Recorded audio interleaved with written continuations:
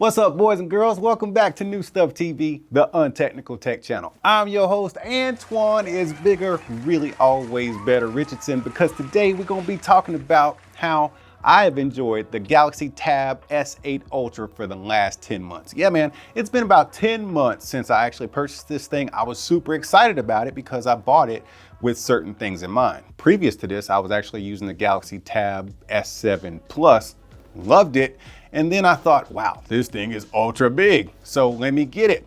And I've loved it, but it made me realize a couple of things. I mean, it's the Ultra tablet from Samsung, and it's big. It's really big. Sometimes it's too big. Over time, it has served better as a laptop or a second screen for my 15-inch laptop, more than serving its purpose of an actual tablet. In terms of portability, it's slimmer and lighter than a laptop, but it takes up about the same amount of space when it's got the keyboard cover on it. When I'm using it as a tablet, even though it's light, it can get pretty awkward and heavy feeling, so I end up just laying it down on the table when I want to write notes or use it or something like that. When I don't have it attached to the keyboard, I almost always have the back part of the cover still attached so I can at least have the stand handy when I need it to. But I gotta admit, the best part of having this massive screen is when I'm watching content while I'm busy in the kitchen or something, or even when I'm traveling. Now let's talk about the overall performance I've had with this tablet the last 10 months. The Tab S8 Ultra is a supercomputing multitasking beast, and it's never lagged or frozen as long as I've used it. When I'm multitasking, I mostly have the Samsung Notes app, calculator, calendar, and Edge browser running at the same time. Never had any hiccups. I like running it in DeX mode to get more of a laptop feel sometimes, but you just can't beat that good old tablet UI sometimes, just for ease of use and familiarity.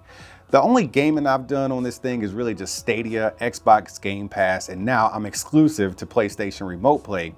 And they're all cloud services, so it doesn't really take a lot of horsepower to run them, but I'm positive the Play Store games, you know, the regular ones that you just download and use on the tablet itself, I don't think they'd have any issues with this thing because it's a beast. Now, as far as battery life and longevity, I've always had full confidence in the tablet because I think Samsung did a really great job with the power management of the device. Simply put, on a single charge, I can get a few days worth of moderate usage on it when I combine it with the usage of my phone switching back and forth. Which takes me to the utilities and functions. I'm really glad Samsung has kept up with the updates on the Tab S8 Ultra because it's allowed me to use it as I intended, as an extension of my phone. Continuity is the star of the show here because I'm always needing to pick up where I left off on my notes and transferring files and things of such. When you utilize the dedicated Samsung Reminder, Calendar, Notes apps, and you combine it with the Microsoft To Do and Edge browser, you can see how easy it is to have a fluid experience across all your devices. But listen up, Google and Samsung, we need synced and unified notifications across the board. If I swipe away or delete a notification off of my phone, I want it to disappear on my tablet. I'm sick of using my tablet, swiping and deleting notifications, going back to my phone and having that same junk sitting right there. For the love of God! Now let's move on to the cameras. As far as tablets go, the front and rear cameras on this bad boy are really great. But full disclosure, the only time I've ever used a rear camera was when I'm doing these videos. The front camera is the big deal for me. I take weekly video meetings with the Tab S8 Ultra and the front-facing camera has always come in clutch. Now when you get a new device, you always want to load it up with accessories. But as far as accessories go, there's really only one that you really need to purchase. And that's the keyboard cover in my opinion. And it doesn't make sense to get the Tab S8 Ultra if you're not planning on getting the keyboard cover with it, simply based on its size. Of course, the S Pen comes included and it performs just as good on the Tab as it does on the phones, and it's only more comfortable just because it's larger. The Galaxy Tab S8 Ultra is Samsung's biggest, most powerful and capable tablet to date. I purchased it to be a laptop companion and in some cases a laptop replacement. It's handled those jobs with flying colors, but the ultra big size of it has shown me that a lot of times going big ain't always the answer. So that led me to try out the Galaxy Tab S8 just to see if the smallest tab of the bunch could actually be useful to me, and I was actually surprised. Being smaller in every aspect but still having the same characteristics of the Ultra gave me the real tablet experience I've been missing for the last 10 months. Being able to hold it in one hand without that awkward feeling allowed me to do all the tablet-y things you do on a tablet, like scrolling social media, casual gaming, and browsing on Amazon for things I seriously do not need to buy. Even writing notes with the S Pen feels better when you're holding the S8 while you're writing.